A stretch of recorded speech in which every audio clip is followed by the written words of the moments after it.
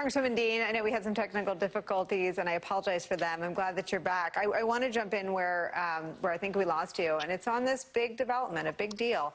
This White House has said that they have cleared the way, ensuing any legal back and forth, for the National Archives to turn over what is really a massive trove of materials, communications, movements, details about the president's tweets, what went into the tweets, about his communications with the vice president's movements. What do you think the committee hopes this tranche of documents will detail? Well, thank you for having me, and it's a pleasure to be with you and with Chuck, and I apologize. The technical difficulties might have been on my end. But it's, you know what, as much as it is a tranche of incredible, dense information, it's really very simple. It is about the truth. What was the president doing? What was he planning? What were those around him planning? What did he do on January the 6th? What did he do when the insurrection took place? What did he do immediately following? So in some ways, it's very simple. It's about the truth. Sure, it's going to be an awful lot of communications. And we know and we see the desperate measures that this former president, failed president, took in the final days of his presidency to try to get anybody to help him. And I agree with Chuck. Thank God for those of credibility and ethos and an understanding of the institutions they served, the country they served, that they took the time and the patience and the risk of making sure they did their jobs under extraordinary pressure by a desperate failed president.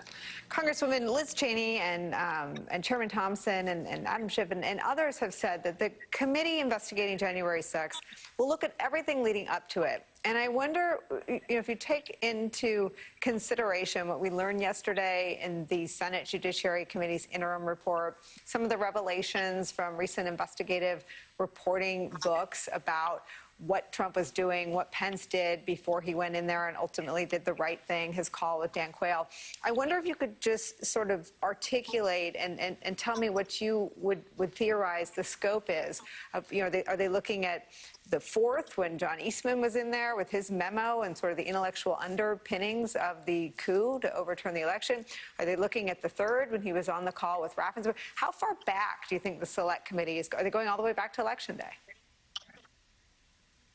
I would assume they're at least going back to Election Day. You remember, I'm a member of Judiciary Committee. You remember pre-Election Day what was going on with both the former president and his then Attorney General, already sowing the seeds of discontent and of mistrust of the elections, because, as the then president was saying, if I lose, I'm not sure I'm going to accept the results. Right.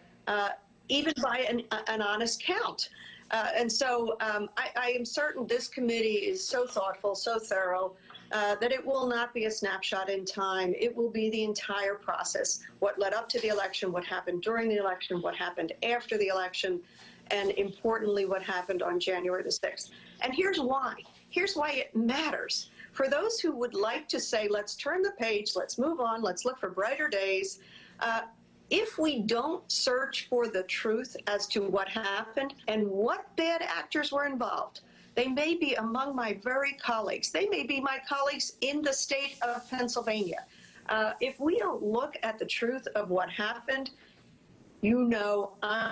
I know we are at risk for this happening again. The failed president wants to run for office again. May he never, ever have his hands on the seat of any kind of authority.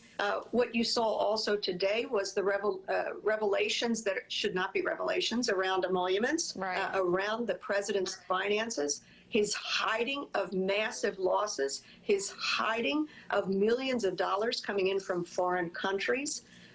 This is a person who should never, ever again have any authority over the seat of the presidency, much less school board, dog catcher, you name it. It's not even clear he can run a hotel. Congresswoman Madeleine Dean, thank you so much for being our guest. Chuck Rosenberg, it's wonderful to see you, my friend. Please don't be a stranger. When we come back, we heard a